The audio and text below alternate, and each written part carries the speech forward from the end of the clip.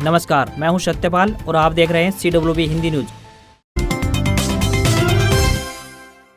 अपराधों पर लगेगा अंकुश। हरियाणा के सभी शहरों में CCTV स्थापित करने के लिए तैयार होगी योजना। हरियाणा के सभी शहरों में पुख्ता निगरानी प्रक्रिया को स्थापित करने के लिए CCTV कैमरे स्थापित करने हेतु एक योजना बनाई जा रही है ताकि अपराधों पर अंकुश लगाया जा सके। इस संबंध में मुख्य सचिव संजीव कौशल की अध्यक्षता में एक बैठक का आयोजन किया गया। इसके अलावा CCTV कैमरों की स्थापना व प्रबंधन का कार्य शहरी स्थानीय निकाय द्वारा विभिन्न विभागों से समन्वय स्थापित कर किया जाएगा।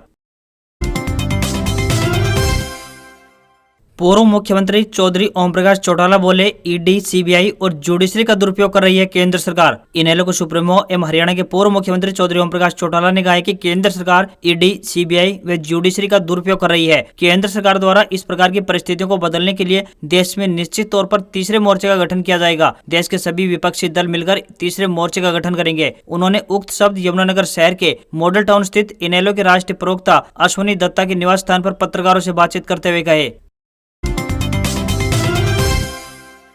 गणेश चतुर्थी पर 5 राजयोग, 300 साल बाद दुर्लभ संयोग में होगी पूजा और स्थापना, साथ ही खरीदारी और नई शुरुआत के लिए भी शुभ दिन। 31 अगस्त को आ रही गणेश चतुर्थी कई मायनों में बहुत खास है। अकेले चतुर्थी ही शुभ नहीं है, बल्कि 31 अगस्त से 9 सितंबर के बीच 7 दिन अच्छे योग भी बन रहे हैं। इन 7 दिनों में आप सिर्फ गणपति की पूजा ही नहीं, बल्कि अपने लिए कई शुभ काम जैसे कि नए बिजनेस की शुरुआत से लेकर घर और वाहन खरीदने तक के काम कर सकते हैं। देश के जाने माने विद्वानों ने इन 10 दिनों के वो 7 शुभ मुहूर्त बताए हैं जो आपके लिए खास हो सकते हैं। पहला तो ये है कि इस साल वो सारे योग संयोग बन रहे हैं जो गणेश जी के जन्म पर बने थे। दिन बुधवार, तिथि चतुर्थी, नक्षत्र चित्रा और मध्याह्न काल यानी दोपहर का समय। यही वो संयोग था जो पार्वती जी ने मिट्टी के गणेश बनाए थे और शिव जी ने उसमें प्राण डाले थे। इसके अलावा भी कुछ दुर्लभ और शुभ संयोग बन रहे हैं जो 31 अगस्त से लेकर 9 सितंबर तक गणेश उत्सव के दौरान रहेंगे। इन दिनों सूर्य, बुध, गुरु और शनि अपनी ही राशियों में रहेंगे। पिछले 300 सालों में ऐसा योग नहीं हुआ है। इस संयोग में फ्लैट बुक करना, प्रॉपर्टी, ज्वेलरी या व्हीकल खरीदी हो या फिर कोई अन्य टोकन मनी देना चाह रहे हो तो इसके लिए 7 शुभ मुहूर्त मिलेंगे। 31 को गणपति स्थापना के साथ तीज त्योहार का दौर शुरू हो जाएगा। गणेश चतुर्थी के अगले दिन ऋषि पंचमी होगी।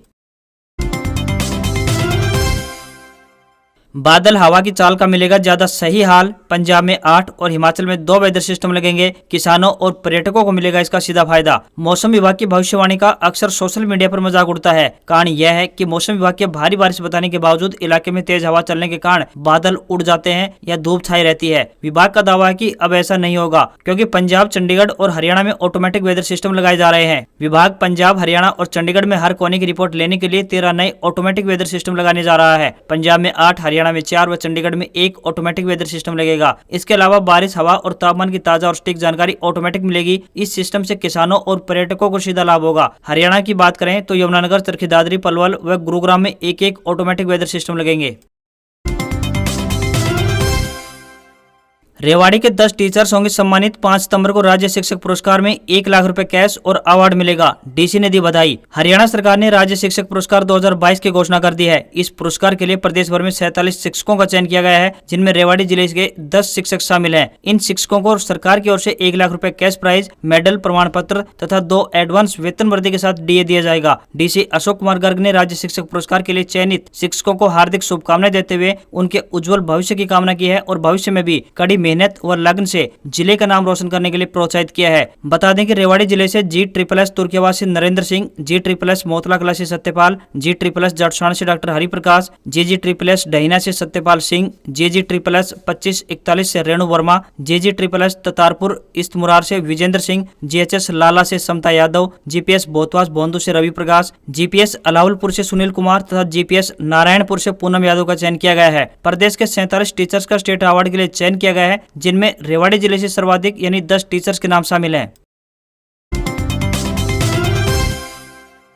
सोनाली के PA सुधीर ने 12,000 रुपए में खरीदी ड्रग। पुलिस का खुलासा, पानी में मिलाकर पिलाई। MD करलीज में टॉयलेट में छिपाकर रखी थी। भाजपा नेत्री सोनाली फोगाट हत्याकांड की केस हिस्ट्री तैयार हो गई है। इसमें गोवा पुलिस ने सोनाली के मर्डर की कहानी बयां की है। इस रिपोर्ट के अनुसार सोनाली को उनके PA सुधीर सांगवान और उनके साथी सुखविंदर ने ड्रग्स दी और मारा। सुधीर ने ही ड्रग खरीदी थी, साथ में पानी में मिलाकर बोतल से सोनाली को पिलाई गई। गोवा पुलिस के अनुसार सुधीर सांगवान से पूछताछ में पता चला है कि सोनाली को जो ड्रग दी गई वह मेथेम्फेटामाइन है। रिपोर्ट में सोनाली के गोवा पहुंचने, कर्लिज रेस्टोरेंट में ड्रग मिलने, सोनाली को ड्रग देने, उसे मारने, हत्याकांड से जुड़े सबूत, गवाहों के बयान, पोस्टमार्टम रिपोर्ट, फोरेंसिक जांच रिपोर्ट आदि जानकारियां मौजूद हैं। अंजुना पुलिस स्टेशन के इंस्पेक्टर प्रसन्न देसाई ने रिपोर्ट बनाई है। वहीं अगर केस सीबीआई को सौंपा जाएगा तो यही केस हिस्ट्री अधिकारियों को सौंपी जाएगी। केस सीबीआई को सौंपने की तैयारी चल रही है। इस मुद्दे पर गोवा पुलिस और सीएम प्रमोद सावंत के बीच बातचीत चल रही है। 23 अगस्त को गोवा की कर्लिज रेस्टोरेंट में हुए हत्याकांड की जांच गोवा के अंजुना थाना की पुलिस कर रही है।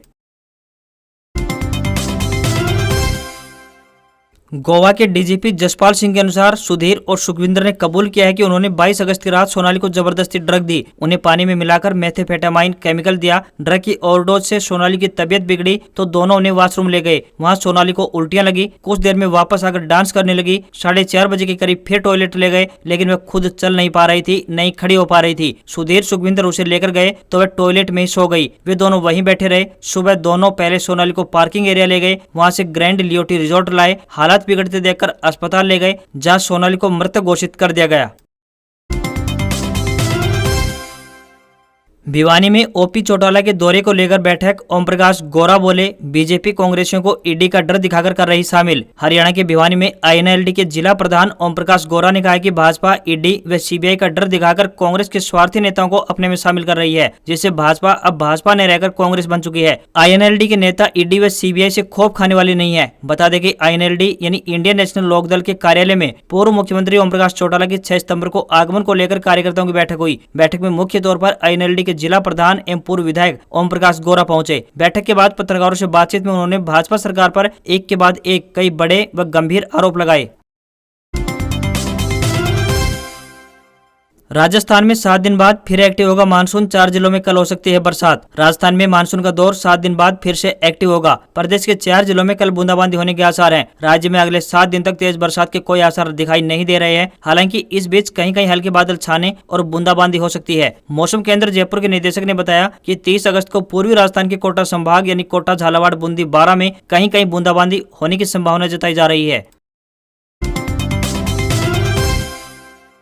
गुलाम नबी ने की मोदी की तारीफ, बोले मैं उन्हें कठोर समझता था पर उसमें इंसानियत है। चौकीदार चोर है का नारा सिर्फ राहुल का। कांग्रेस से इस्तीफा देने के बाद गुलाम नबी आजाद ने पीएम मोदी की तारीफ की है। उन्होंने कहा कि मैं उन्हें बहुत कठोर आदमी समझता था, लेकिन उनमें इंसानियत तो है। मुझे लगता था कि उनकी बीवी नहीं है, बच्चे नहीं है तो उनको कोई परवाह नहीं होगी, लेकिन ऐसा नहीं है। आजाद ने कांग्रेस वर्किंग कमेटी पर भी हमला बोला है। उन्होंने कहा कि इस संस्था का कोई मतलब नहीं रह गया है। चौकीदार चोर है का नारा सिर्फ राहुल गांधी का था, उसके समर्थन में कोई वरिष्ठ नेता नहीं आया था। गुलाम नबी आजाद ने न्यूज एजेंसी को बताया कि इस्तीफे की चिट्ठी लिखने के पहले और उसके बाद 6 दिन तक मैं सोया नहीं हूँ। इस पार्टी को मैंने अपने खून से सींचा है। उसमें कहां से लोग आ गए हैं जो किसी काम के नहीं है। कहीं की ईंट कहीं का रोड़ा, वो हमसे मुकाबला कर रहे हैं, जिन्हें अपने घर का पता नहीं है और वो हमसे सवाल करते हैं। साल 2004 के बाद सोनिया गांधी वरिष्ठ नेताओं की बजाय राहुल गांधी की ही बात मानने लगी है। राहुल के पास राय देने का कोई अनुभव या कला नहीं है, फिर भी सोनिया गांधी चाहती थी कि सभी नेता राहुल के हिसाब से काम करें। आजाद ने कहा कि कांग्रेस के वरिष्ठ नेताओं और राहुल गांधी के बीच दरार तब साफ हुई जब राहुल ने 2019 में प्रधानमंत्री नरेंद्र मोदी के लिए चौकीदार चोर है का नारा दिया था। किसी वरिष्ठ नेता ने इस नारे का समर्थन नहीं किया। राहुल ने पार्टी मीटिंग में पूछा था कि जिन्हें नारा अच्छा लगा वो हाथ ऊपर उठाएं। तब कई बड़े नेताओं ने इस नारे को लेकर असहमति दर्ज कराई थी। इस बैठक में मनमोहन सिंह, AK एंटनी और P चिदंबरम भी शामिल थे।